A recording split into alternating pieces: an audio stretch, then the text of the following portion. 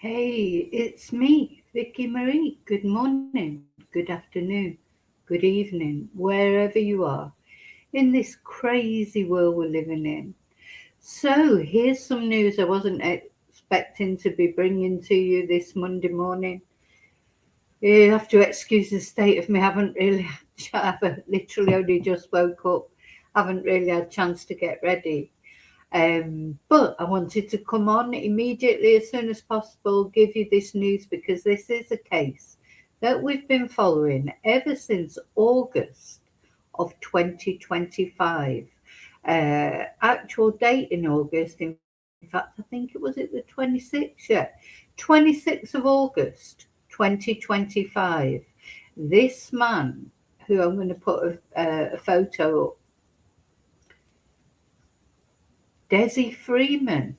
Dezi Feeman, a self-proclaimed sovereign citizen in Australia. In other words, he doesn't accept the state, even though he was receiving state benefits. He doesn't accept the state. He hated the police. Um, he's a bit of an anti-hero, Desi, isn't he? Because a lot of people have a lot of sympathy for him, and everyone's entitled to their views. And some people don't like the state. For me personally, you need a state. The state, you have to hold the state responsible, of course, state by consent. But you do need a state because you can't rely on people to do the right thing. Unfortunately, what also happens often is agents of the state, such as police officers, and this was, of course, Desi's bugbear. They don't always do the right thing, do they? So, anyway, Desi was very anti-state. Um, he was trying to sort of, anyway, and his family said that over the last few years he'd become increasingly erratic with his beliefs, and they were worrying about his mental health. Anyway, it came to a head, of course, for Desi when two policemen, well, more than two policemen, went to serve him on that day, on the 26th of August of 2025. A group of police officers went around to Desi's residence to serve him with a warrant for his arrest for historic SEX offences. And these two police officers were killed in the attempt to execute that arrest warrant. So this on the right is Neil Thompson there with the dog, and on the left is Vadim Dewart Tottart, and they were both killed. And also another police officer was severely injured.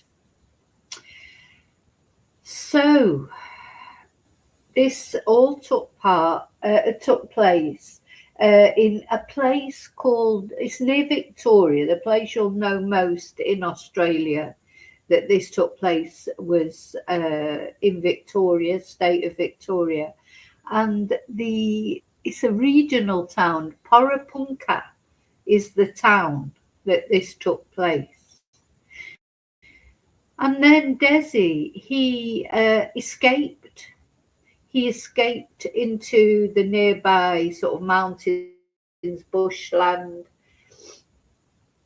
and this started this massive police hunt for Desi. Well, you can imagine, because two police officers dead, one injured, uh, you know, the police are going to want to resolve this situation. Also, Desi had weapons as far as they knew, and it was a danger to just the community in general. So, this massive manhunt started, and lots of Desi's associates were brought, the police were around at their houses, they were interviewing his family. And this, it's gone on a long time. I mean, really, if you think about it, it's not that far off a year, is it? If it was last August. So a long time ago this happened. Then I think the last time I reported on this case was probably, was it about 6 weeks ago? It's funny this coming up now because I was just thinking about this on Saturday. I was thinking, oh, there's been no news about Dezi Feeman. And anyway, now there has been news, but the last news before this, which was probably at least 6 weeks ago, the police said that they felt they were looking for a body. They had reason to believe that Desi may have taken his own life out there in the mountains, and a shot had been heard. One shot had been heard by one of the locals, and it was actually recorded on camera. You saw this local coming out and hear the shot, and it was thought, the police said, that their working hypothesis was that Desi had probably taken his own life and it was now a recovery mission rather than a manhunt. So that's where we were. And that's why this news this morning comes as even more of a bombshell, doesn't it? Because results that no, Desi had not taken his own life. And the news that is coming out this morning, now I must just say this is breaking news. I mean, literally, it's a developing story. Although the police have confirmed that their search for Desi is over, and that a man has been shot by police, they cannot confirm absolutely it is Desi because they have to do DNA testing.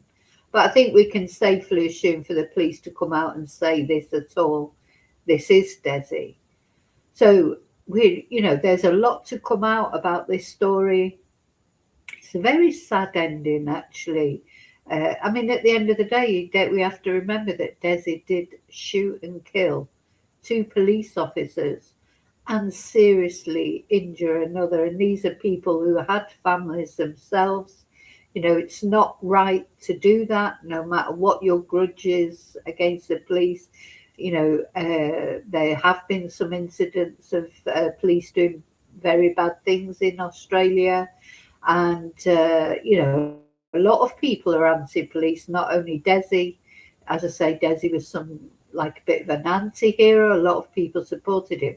But we cannot forget that he did kill two people. That being said, Desi has a family too. He has a wife, he has children. It's very sad when anyone's life comes to an end in that sort of violent way, isn't it? So, there's no jubilance here as well, certainly not on my part. I don't know how the police themselves feel about it. Are glad to bring it to this whole situation to a resolution, months and months. But it is sad. It is sad all the same. But he did basically murdered two police officers who were just there to do their job. So it's a very complex situation, isn't it? I think apparently there was an hour-long standoff. We're going to have a look at some news videos about it, and we're going to have a look at where he's been hiding out, because this will be the question: how did he manage to spend all those months without being found, and what led to him being found now? What has somebody informed on him? I mean, it seems likely, doesn't it? How else would the police have traced him to this place where he's supposed to have been hiding out? Was it somewhere that he already, when he left his home after he'd murdered those police officers? Was this where he was heading all the time? Did he have a place? Did he already have a place? That he had prepared just in case he ever had to go on the run, or did somebody help him? There's so, as I say, it's a developing story. There's a lot of things to come out, a lot of news to come out about this case, but we're just going to look at what we know so far. And yeah, it is a bombshell, complete bombshell. Is the last thing I was expecting to be talking about to you this morning.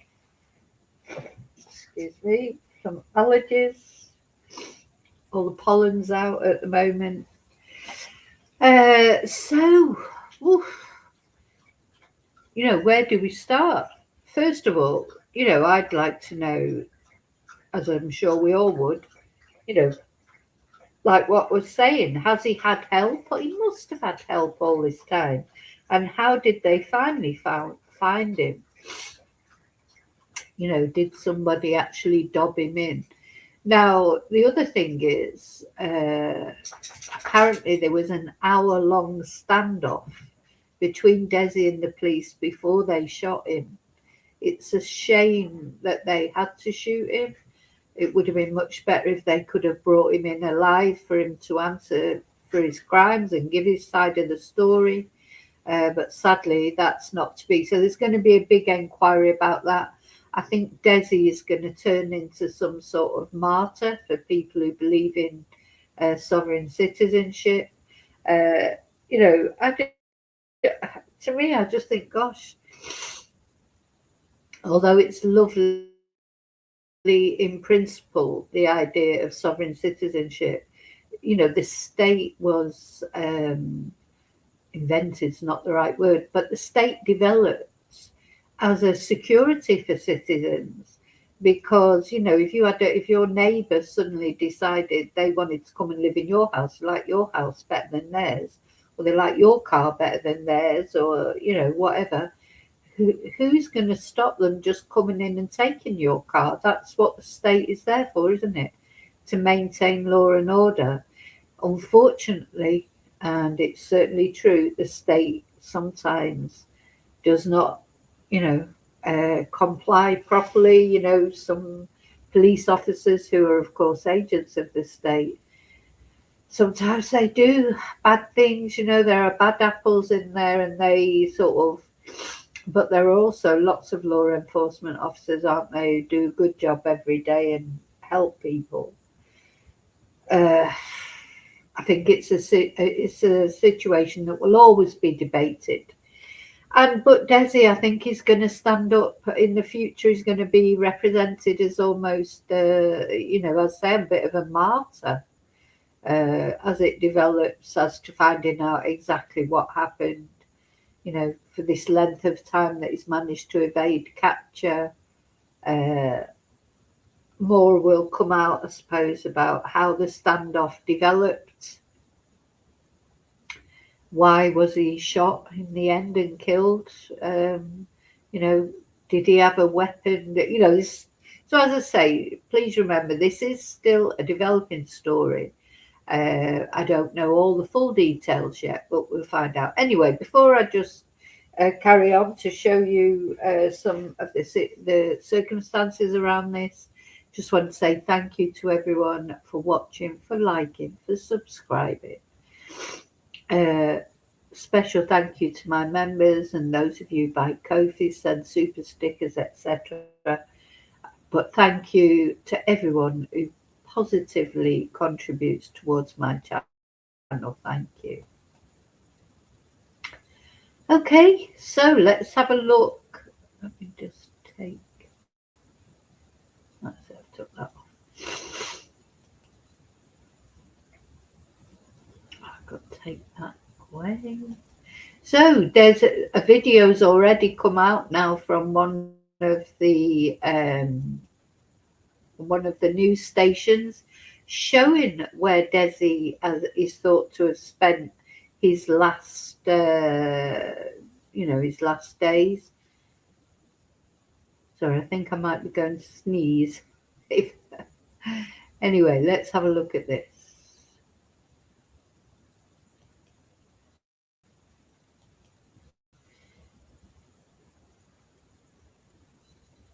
I haven't got any sound on it.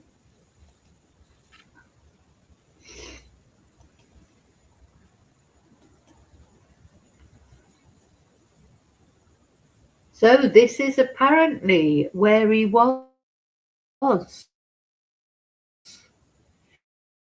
It's like they describe it all over it, but it's oh, that was that it. It's not much of a where is that?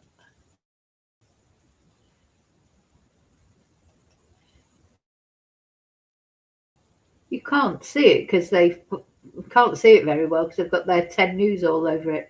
But they describe it as is it a cross between a caravan and a shipping container. That's what they described it as. But sadly, you can't hardly see it because they've put their imprint over it. But yeah, it looks a bit like, yeah, a shipping container. That's apparently where he was hiding out. Now, someone has to have dobbed him in, don't they? I mean, there was a massive reward out for Dezi's capture. So I wonder if somebody wanted that reward. Let's see how much the reward was.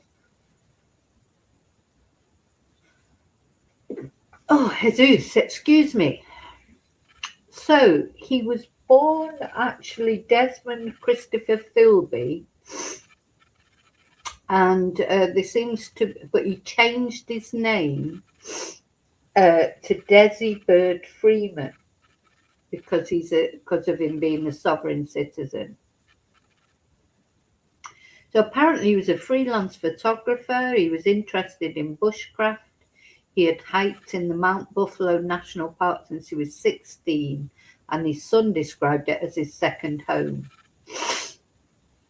So he had, from 2019, he had actively posted content on social media that was hostile to police and authority figures, and he had made comments such as the only good cop is a dead cop.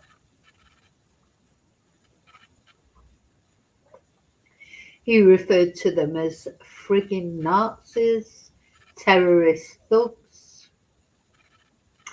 So he was known to the police, and apparently became more extreme during the COVID pandemic. Because at the end of the day, I think we all went a little crazy through COVID, didn't we? So if you were already a little bit crazy, you had no chance really. Yeah, his views became more and more extreme during COVID, apparently, and yeah, this is, he was speculating that the end times were coming. He was on the news, he was talked about, and he was living with his wife and two children at a property near Porapunka, which is a rural town 320 kilometres northeast of Melbourne. And that's where the police came that morning around 10:30 on the 26th of August 2025. 10 Victoria police officers turned up to execute a warrant against him.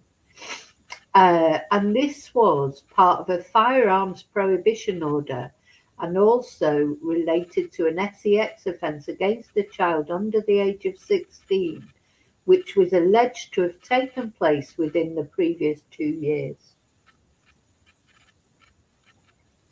So when the police arrived in a bus, he was inside with his wife and his 2-year-old child. He began arguing with the police, insulting them. The police described his behaviour as uncooperative and said to, his wife's behaviour is uncooperative. They told her she could be charged with obstruction. When they tried to pry open the door, the 2 police officers, the ones that were sadly shot and killed, attempted to get in through the window, and then 2 gunshots were heard and they were fatally shot. So, this is what happened on that day. He ran out of the house. He shot other police officers. I'd say one was very seriously wounded. And off he went on foot into the bush. And he took with him the 2 dead police officers' handguns, apparently. And that was it. He was never seen again till well, as far as we know, until he was shot this morning, or I'd say this morning, but Australian time, obviously, Monday morning. So I'm just looking down. Yeah, it has already been updated on Wikipedia, which is what I'm reading this from. So it was on the 2nd of February that the Victoria Police announced that they did not believe he was alive. And they started this 5-day search of the Mount Buffalo National Park, looking for his body with cadaver dogs. But of course, he wasn't found or any trace of him. And then on the 30th of March 2026, at approximately 8:30, Dezi Feeman was shot and killed by Victoria Police at a rural property in, these names, Golong, near Walwa in northeast Victoria, 146 kilometres northeast of Porepunkah. Following a 7-month manhunt, they had been tipped off about his location, and the shooting followed several hours of negotiations. No police officers were injured. So that was the end of Dezi, sadly. And it is sad. I mean, the thing is, we have to think about Dezi's family as well. I don't know how the police officer's family will feel. They're probably just glad he's been apprehended one way or another.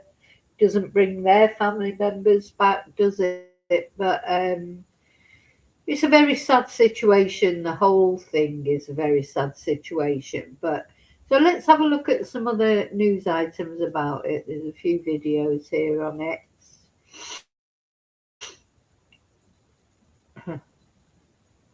Let's have a look at this one.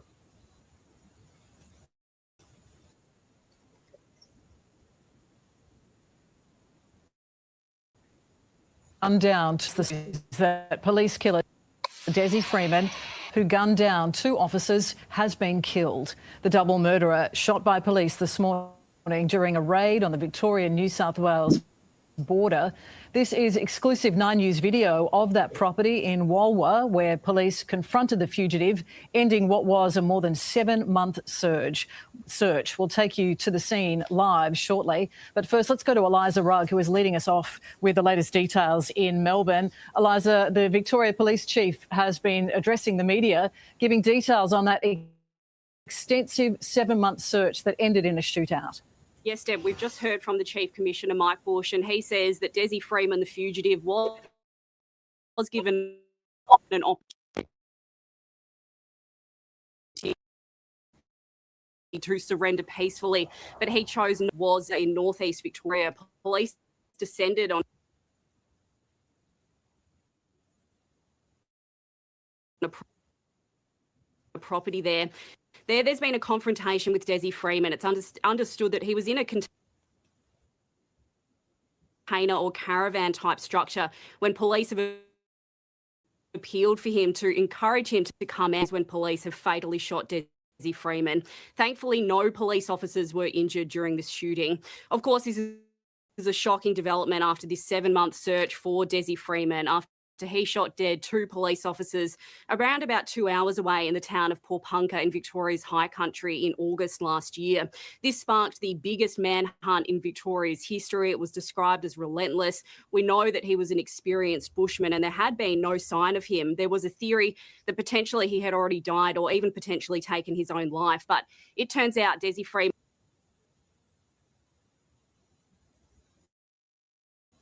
was alive this whole time. How he made anyone who was harbouring Dezi Feeman during this time will be held to account. Everything I know at this point tells me that this shooting was justified. There was an appeal to encourage the person to come out. We're examining the sequence of events and we'll be able to report on that. But it did result from a standoff the deployment of tactics. He then exited the building. There was an opportunity for him to surrender peacefully, which he did not. Victoria Police Chief Mike Bush there. And Eliza, of course, this news is bittersweet for the families of the murdered officers and the entire Victoria police community. Yes, Deb. Well, you can imagine what a heartbreaking wait it has been for the families of those 2 police officers who were killed, who had no idea this whole time about what happened to the man who shot them both dead while they were simply doing their job. That was Detective Leading Senior Constable Neil Thompson. He was a police veteran about to retire. There was Senior Constable Vadim Devat-Hotar. He had been in the force for 7 years. There he is there. He was making huge strides in his career. We have heard from the Police Association. It has released a statement. Our members said they would find him. They did. Closure isn't the right word. This represents a step forward for our members, for the families of our fallen members, and for the community. It doesn't lessen the trauma, give back the futures that were callously stolen, or lessen the collective fear and grief that this tragic event has instilled in police and the wider public. Today, we won't reflect on the loss of a coward. We will remember the courage and bravery of our fallen members and every officer that has doggedly pursued this outcome for the community. They have worked tirelessly during the emergency, in the operation that followed, and the months thereafter. Members across the state have devoted themselves to this singular pursuit. Days like today offer a sobering reminder that policing happens while you sleep, while the media spotlight on an investigation dims, and when everything else seems lost and forgotten. So, Deb, obviously a huge day for the force. Dezi Feeman shot dead by police. We'll have more to come throughout the day. All right, Eliza with the latest. Thank you. Let's go now to Win reporter Ella Power-Bridger, who is at that rural property in Walwa where this shootout occurred just a few hours ago. Ella, give us a sense of the terrain around this property and what you're seeing there this morning.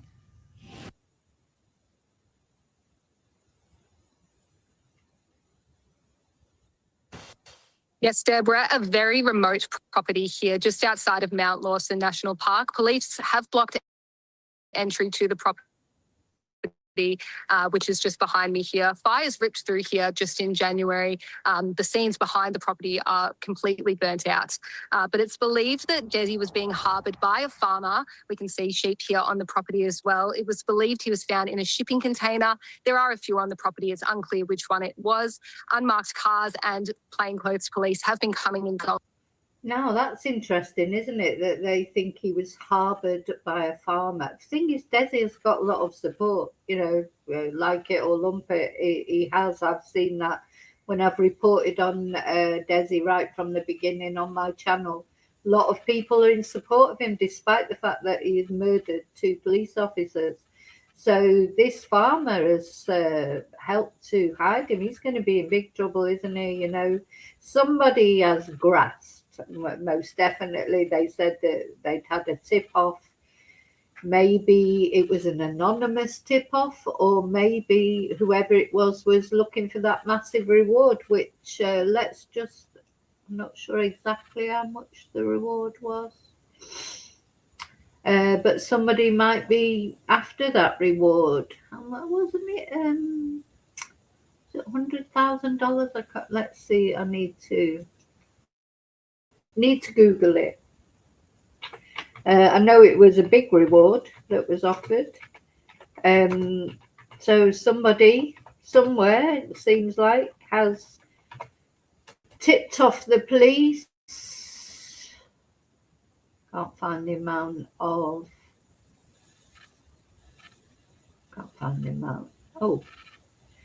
$1 million. Yeah, 1 million up to, as they always say, up to 1 million Australian dollars, according to the Victoria Police, was offered, and that's a massive amount, isn't it? So, do you think somebody, whoever tipped off the police, it was because of the reward, or, you know, was it an anonymous tip? I wonder. Gosh, so he was on the run for 216 days in total. Anyway,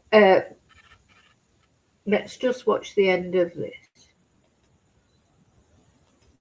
From the property almost morning. However, it appears there's only one still on site from what we can see. It's just off Murray River Road here, outside of Mount Lawson National Park. As I said, it is an area. There's not many properties around, but we'll have more details for you as they come in. And Ella, it's quite close to the New South Wales border. It's obviously in Victoria, Walwa. But in terms of the distance to Pawnpukka, where the initial shooting occurred back in August, give us a sense of the distance between the two. Yeah, it is quite far north from, I'd say almost about an hour. We are just outside of the New South Wales border. The Murray River's just behind us here, leading into New South Wales. So he has travelled quite a distance to get from Pawnpukka to here. But again, we are still in northeast Victoria and quite this mountainous terrain that he first ran off into. And you can't see much police activity behind you from where this shooting occurred this morning? No, we can only see one police car at the moment. Officers have been milling about, but a lot have left the property in the last half hour to an hour. We are at a police roadblock to the property now, but again, there's not much activity happening at the moment. All right, our Win reporter Ella Powell-Bridger at the scene of that shooting in Walwa there. Thank you. And we will have more on the shooting death of Dezi Feeman just ahead. Yeah. So, wow. You know, as I say, that's the last news that I was expecting to be bringing you today. You know, everything had gone very quiet about Dezi. So it just goes to show, it's interesting what the police said there, because not only in this case, but so many cases that we're covering at the moment, Nancy Guthrie, Jack and Lily Sullivan, Sebastian Rogers. There's so many cases that sometimes you just think, oh my God, where is this case going? There's been no news for so long and it feels like, you know, nothing's happening. But of course it is always happening behind the scenes, isn't it? Just things we don't know about, especially, for example, with Nancy Guthrie, which actually, I don't think there's been any news about Nancy. I'll just check though, because you never know, because then suddenly things, you know, what's the word? Suddenly things can change just in an instant. It can feel like investigations are not going anywhere. Yeah, the only news there was about Nancy really is there was a woman found in a canal not far away from where Nancy had gone missing, but it was nothing to do with Nancy. It's not Nancy. Another poor woman that who knows what's happened to her. You know, maybe it was a self-deletion, maybe it was an accident, or maybe it was foul play. I don't know. That's a completely separate investigation. But that body that was found in the Scottsdale Canal is not linked to the Nancy Guthrie case. So, yeah, that's another case, isn't it? It feels like it's going on forever. We're not really getting anywhere. But, you know, things can change just in an instant, can't they? And then suddenly, like this. I mean, really, as I say, Saturday I was looking for news about Dezi and there was nothing. And I was thinking about it and I was thinking, oh, God, you know, still no news about Dezi Feeman. You know, cases go quiet and you don't forget about them, but, you know, other cases sort of take over, don't they? Sorry. Gosh, there's a lot of pollen about this morning. Other cases sort of take over. And then boom, woke up this morning to this news. So it just shows you think nothing's going on, but in fact it is. And yeah, it's very sad. There's a very sad ending. I'm sorry for Dezi's family, but at the end of the day, Dezi brought it on himself. He murdered 2 policemen. And, you know, we have to think about their families, and it's not right to kill policemen, and it's not right to kill anyone. I'm sorry that it's come to this ending. It's a shame that he didn't give himself up. Because you know what? I mean, if he would have given himself up, gone to prison, had his say, you know, he could have expressed his views about sovereign citizenship and his resentments toward the police. this way, of course, he can't express his views, but I think he'll always be some kind of an anti-hero. There'll be people that will martyr him practically, because a lot of people believe in this sovereign citizenship. And, you know, I understand it, but it just wouldn't work. It just definitely wouldn't work. So, you know, the first time somebody tried to, you know, for sovereign citizenship, you have to assume that everybody thinks the same way as you do, like that nobody would try and hurt you or your family or try and take anything that was yours. And, you know, you've only got to read The Lord of the Flies or watch The Walking Dead or any of the, you know, people, you'll always get bad people. And that is why the state in the very first instance was developed, if you like. It's this so Rousseauian, you know, about philosophy and Rousseau and the social contract, and it's but it has to be monitored, it has to be held to account, and I agree with that. You have to hold the agents of the state to account. They can't be allowed to do whatever they want. It's policing by consent, isn't it? So, but yes, as I say, I feel for Dezi's family. I feel for the family of the dead police officers, but they'll feel some relief, I think, that at least Dezi has been caught, you know, and they know where he is, because it's quite scary, you know, that's happened to you and your family, to think that he could be still roaming around, even though the police said in February that they thought he was deceased. Well, they were wrong, weren't they? He wasn't deceased. So, you know, and I understand why they thought that, and it felt likely, didn't it, that he might have taken his own life, because there was no trace of him anywhere. He'd not been seen anywhere. There'd been no sightings, but all the time he was in this shipping container type thing on this farmland, and somebody knew he was there. You know, they're going to be in trouble, aren't they? But somebody gave the tip, and will that tip get will that person get the $1 million reward? Isn't it? That's a big reward, isn't it? It's a big temptation. Yeah. So there's a lot to come out about it. I'll keep you informed. But the breaking news, the big news, sort of, it's a weird sort of. It's like you couldn't be happy about it that anybody is dead, could you? But it's a resolution, at least. The police will definitely be relieved. I won't be surprised, you know, they won't want to say that we were celebrating, but they will have been relieved, no doubt about it.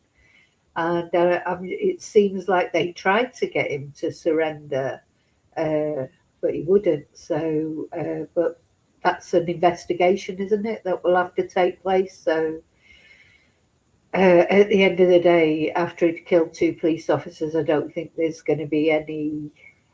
I doubt very much they just went out there shooting and just shot him before they gave him a chance to surrender. But the thing is, if he came out and he had weapons, what else could they do, really, if he wouldn't surrender? But we'll find out anyway. We'll see we'll follow the investigation, and we'll see. At the moment, of course, the police have not said 100% it's Dezi, because they have to do the DNA testing, but they've stopped the investigation to find him. They know it's Dezi, but you know, it's the formalities of identification that have to be made. So yeah, a resolution, but sad resolution. Always sad when someone dies. And you know, Dezi, to all intents and purposes, a lot of people liked him. It just went too far. You can't go around murdering police officers, whatever your belief is. So it's just not right, is it, to take another life? Anyway, I thought I'd let you know, and I will be back with more news about it whenever I have any more news. Maybe sometime later today. I've got to go now. I've got to work. But at some point later, as soon as I get more news, I'm sure I'll be back to report it. Thank you for watching, and please don't forget to leave your DNA on the like button and your fingerprint on the subscribe button. They're completely free ways you can help my channel. And also press the notification bell, and that way you'll get notification of any updates. Till I see you again in the next video, may your God go with you. Thank you.